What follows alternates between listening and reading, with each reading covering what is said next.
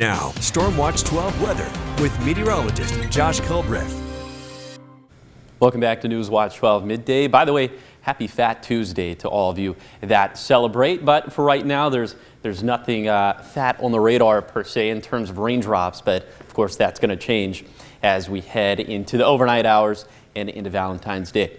So let's go ahead and show you that with Stormcast, and this is around 5 p.m. You can see actually a decent amount of sunshine on the map, just a few sprinkles on the map, but by the time we get to midnight, here comes the arrival of that next storm system out of the south and west, and this is going to end up being fairly widespread as we head into Wednesday morning. Our passes are going to look pretty lousy at this point, especially above 4,500 feet, and we'll continue to have pretty widespread stuff honestly throughout the day. This is lunchtime, this is dinner time, this is midnight as we're transitioning into Thursday, and it's just going to be more and more and more, and we'll have more as we head into Thursday. So keep that in mind when we show you some of these water totals. This is just through Wednesday night, so this isn't a complete picture, but you get a pretty good idea of who's going to see the bulk of the water. It's going to be the coast, the Mount Shasta City area, and the Cave Junction area, also up in the Cascades. Those areas could receive a lot of water, probably a lot less for west side valleys and to the east of the Cascades.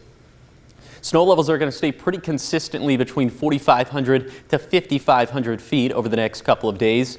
So places like Lakeview, Siskiyou Summit, Snowman Summit, the east side passes on Oregon 140, and the Mount Shasta Ski Park, and points upward will likely just see snowfall. But below that, it's probably just going to be rainfall.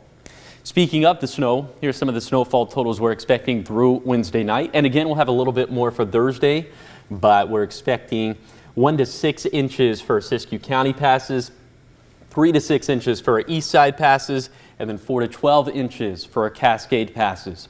So if we do have chain requirements, in all likelihood, it would be up this way, up towards Diamond Lake Junction.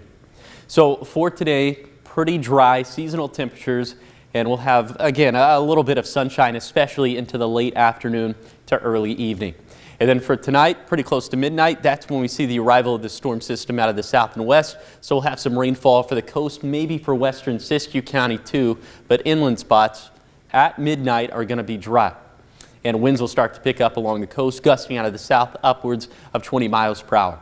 So we're going with high impact for tomorrow, some medium impacts trailing off after that, and then just some low impact starting on Friday and then beyond that. We do have another storm system to deal with on Saturday. This one isn't looking nearly as wet or as wintry, so that's why we're going with low impacts. And our temperatures staying right around seasonal for the next 7 days, so nothing really to write home about in that category. Here's the 7-day forecast for the coast. Maybe a sprinkle or two for today, and then wet weather looking likely starting late tonight and then beyond that. For Siskiyou County, maybe also a sprinkle or two for today, and then rain and snow looking likely into Wednesday. And then for the basin, we'll have also some pretty dry weather for today, but then a rain-snow mix for tomorrow. Could have 1 to 2 inches for Klamath Falls and Lakeview, at least through Wednesday night.